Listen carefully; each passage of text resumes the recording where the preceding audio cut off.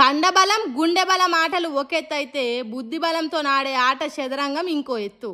ఆగో ఆ ఆటల మన తెలుగు పిల్లగాడు దొమ్మరాజు గుకేష్ ప్రపంచ ఛాంపియన్ గెలిచిండు.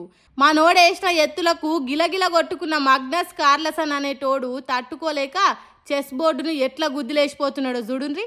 కాలు గాలిన పిల్లి తీరుగా శంగే గుడుతున్నాడు. కోపంతోని ఏడి కాడికి చింపుకుంటాండు. అబ్బా గిట్లా అయిపోయాయి కదరా నా తెలివి అని ఒడ్డున పడ్డ శాప పిల్ల తీరు కదా అనలాడుతున్నాడు. కార్లసన్ కథ అట్లుంటే మనోడు ప్రపంచ ఛాంపియన్ అయినందుకు సంతోషంతో కండ్ల నీళ్ళు తీసుకున్నాడు.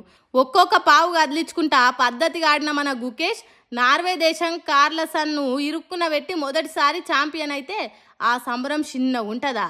అంత పెద్ద ఆట గెలిచిన మన గుకేష్ అక్కడ మెదిలిన తీరు చూసిన వాళ్ళు సప్పట్లు కొట్టిండ్రు.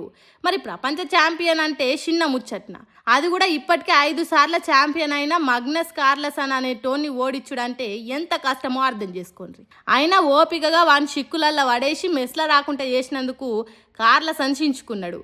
ఇది చూసిన ప్రపంచ జనాలు కార్లసన్ గారిని తిడుతున్నారు. గెలిచినప్పుడు ఎట్లా సంబరపడతామో ఓడిపోయినప్పుడు కూడా అంతే ఓపిక ఉండు తెలవాలి. 5 సార్లు గెలిచిన మనిషి తీరుగా చెయ్యనే లేదు, ఇది పద్ధతే కాదు అని కామెంట్లు పెడుతుర్రు. సరే ఏం జరిగింది అనేది పక్కకు పెడితే మన దొమ్మరాజు గుకేష్కు శుభాకాంక్షలు చెప్పుకుందాం కామెంట్లల్లా. ఏమంటారు?